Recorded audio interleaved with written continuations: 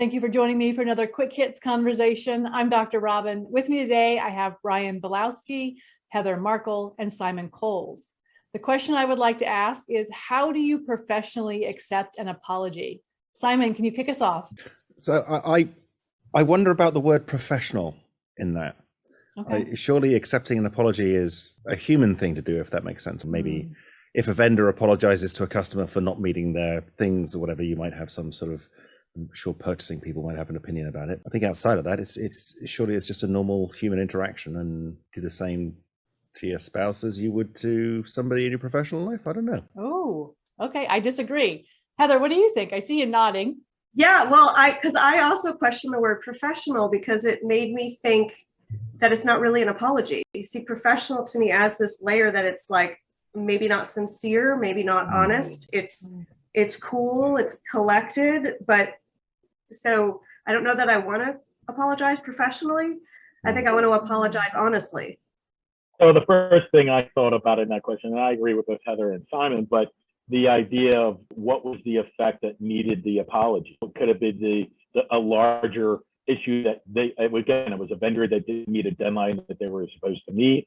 How detrimental was it to your business and your client that you were dealing with? What were the after effects of everything going on with? If it was a minor one, the response could be pretty easy. But if it was a major one, how do you make them know that you're not really, you may not be satisfied with the apology. It may not be enough to take care of everything that needs to be done. I guess it depends on the case. You're right. I think that there are different types of apologies. There's apology that says, I'm sorry, stop being mad. And there's the, I'm sorry, I did something wrong. I'm going to make it better. I'm going to fix it. So you're right, Brian. I think it depends upon the kind of apology. If you get a, I'm sorry, stop being mad apology, as professionally, you have to handle that, I think, by saying, I appreciate your apology, but the problem still exists. We have to solve it. Maybe the worst apology you can get is, I'm sorry you feel that way. Yeah. How is that helping anybody at that point? So again, it really depends on how the situation is being handled. So if you're in a professional situation where you get an apology that's basically, I'm sorry you feel that way, which isn't helpful and doesn't solve the problem, how do you respond to that in a professional manner? At that point, you have to say, well, how are we going to fix this issue? And then what are you going to do to rectify the problem that exists? I mean, there has to be some solution to it. Yeah, I think when I hear the word apology, I infer a sort of an emotional intent, a regret that the situation's happened. That's probably not appropriate in a professional situation. In a professional situation, you just want it fixed. Sometimes you might have a situation where maybe a vendor or something like that is trying to give you an emotional apology because they can't fix the underlying problem. So maybe the answer to professionally accept an apology is ignore the apology and focus on not being here again. Well, I think I agree with all of those. And also, I think to your point, Simon, about maybe the vendor can't fix it. When somebody says to me, I'm sorry you feel that way, that does sort of put me, makes me a little uncomfortable. But I think these days with the pandemic, I also feel like more and more maybe vendors can't handle everything, and that more than handling an apology professionally, I wonder if we have to handle apologies compassionately. And how does that, if you handle an apology compassionately, how do you get the problem solved in a professional way? I think it's about looking at, so here's what I wanted and what I expected. This is what happened, and it didn't meet my expectations or my desires. What can we do from this point onwards? And working with them, because probably if I try to push them to meet exactly what I wanted in these days, I might not get that. So the end result might look different than we both expected it to look. To Simon's point, ignore the apology and work on a solution.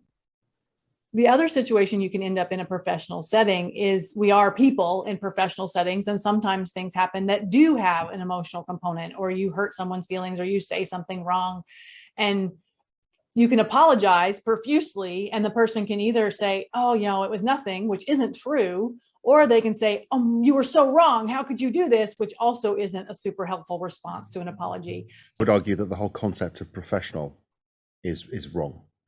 Whenever I hear the word professional, people are bringing in behaviors and rules that would not be acceptable in any other sphere of life. And yeah, I be professional about it. Don't be a person. What, really? Mm-hmm. Right. Someone could be having a bad day and just take the apology the wrong way. I mean, there are times when I've seen things that have gone wrong and clients would just break everyone down, not taking an apology and just going crazy on the person that did something wrong. And that's just because they were having a bad day. Should they have done it that way? No. It doesn't help anybody, it doesn't serve any purpose. And they just want to express their anger or vent. But you want to be able to kind of step back and go, all right, well, I have to eat this. It was our fault anyway. Receiving that response back, you just have to learn from it. But receiving the apology from someone else that way, and it's just your level of acceptance. It's your, how do we determine that's going to, again, work in their favor and our favor. I'm kind of with Simon on this because as humans, we have emotion. And when you say the word professional, it makes me think that I shouldn't be expressing my emotion. Maybe I shouldn't take this in when I'm super emotional and my response might warrant another apology to the person. But I think being able to say, I appreciate your apology. And also I need to tell you, this really hurt me, or this really screwed up our, the customers, or whatever the situation is. Being able to express all that, I think, is important. I think one of the things that as humans we make the mistake of is that we will often, when someone apologizes, we're so awkward about accepting an apology that we say, oh, it's fine, it doesn't matter. And that's not true. That's not true whether you're in a professional environment or a personal situation. And I know, Simon, in your organization, you have a really great policy about people bringing their whole self to work. So I think accepting apology in your organization is probably easier than it might be in more professional, buttoned up kind of organizations. Yeah, because they're allowed to be human. Mm-hmm, exactly. And so I think when it comes to accepting an apology professionally, I like the idea of being able to say, I appreciate that you apologized and I need to talk about it a little bit more, because I think sometimes people apologize and they feel like, okay, door closed, now we're done with that.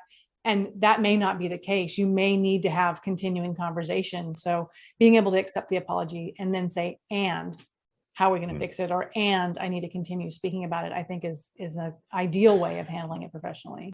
Because that's kind of like the social norm, isn't it? When somebody apologizes, you close the issue. So it's actually quite manipulative to apologize.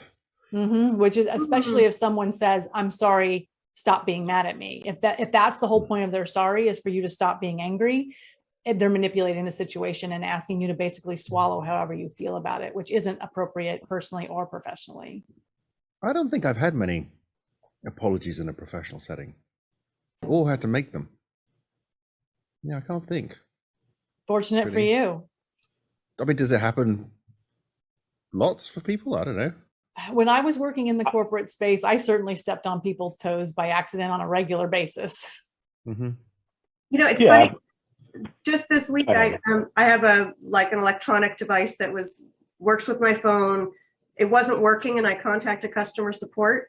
And they said, I'm sorry. I'm really sorry. We're having a server issue. They told me exactly what was happening, apologized for that it was happening, said they're working on it. Then they got back to me and said, it's fixed. How's it going? Do this. Do you need any more help? I really appreciated that.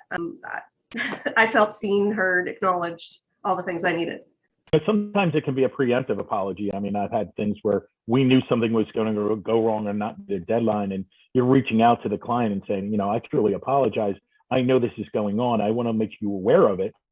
And how can we help get this to you a little bit faster? Or what can we do to make this better for you? You're trying to offer that solution along with letting them know or keeping them aware of being transparent on what's happening around them. It's probably a different scenario than you mess up the job and then have to go back to say, I'm sorry, and take it from there. Yeah. So I think there's a human apology, a relationship apology, and then there's a customer service apology. And I'm not sure they're the same. A customer service apology might be, we're really sorry this is happening, but it's a customer service technique. They read it in a book, it's in the call sheet. Well, that is our 10 minutes. So I'm going to have to cut us off there. Thank you for having this conversation with me about apologies, professional or otherwise. I look forward to having another conversation with you all again very soon.